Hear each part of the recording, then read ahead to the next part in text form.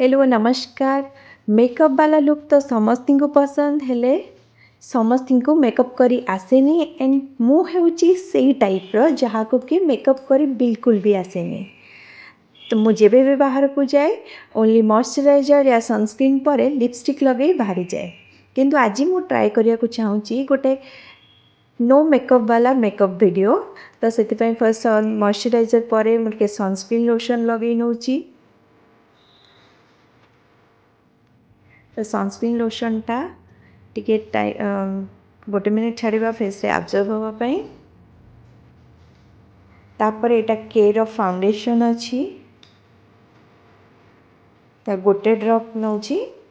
एमती हमको बेसी मेकअप वाला लुक दरकार नहीं, टी हल्का मेकअप से गोटे ड्रप रे भी आपन फेस बहुत ग्लो करे। एटारे मु किछि दिन एटा टिके लगाउची बेले बेले।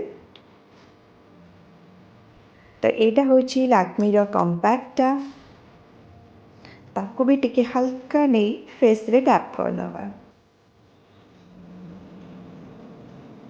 लिप लाइनर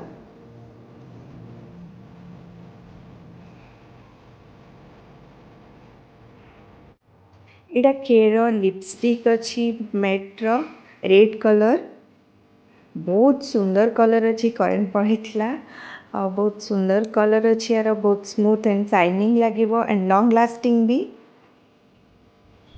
पड़े के सुंदर कलर आसूची यार। तो एबे गोटे बिंदी लगे दबा। तो यहाँ हूँ नायकार आई शैडो। तो आई शैडो वगैरह नॉर्मली मु केबे लगाएनी बट आज टिके ट्राए करवा।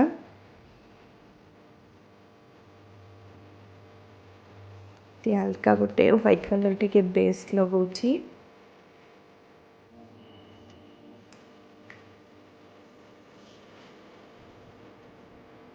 ता ऊपर टिके पिंक कलर रो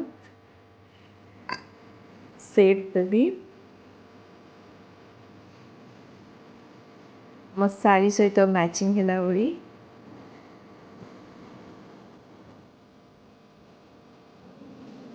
तो काजल मो आखि को एते भल देखा जाएनी से स्लाइटली टिके कॉर्नर रे ही लगाउची। एटा हैला लैक्मीर मस्कराटा एतिक तो मु थकी गलिनी।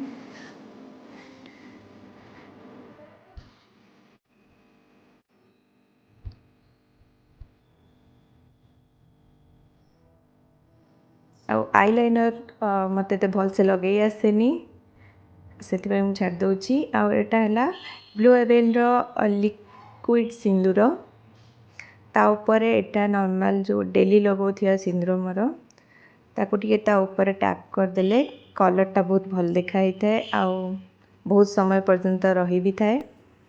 तो एबे ऑलमोस्ट मोर मेकअप रेडी हो गला। तो एबे बेंगल्स पिंधि नहीं थिबा। तो केमती लगुची।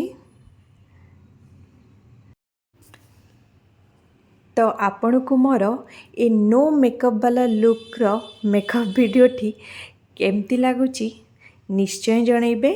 रहिली नमस्कार पुणी देखा न्यू ब्लॉग रे।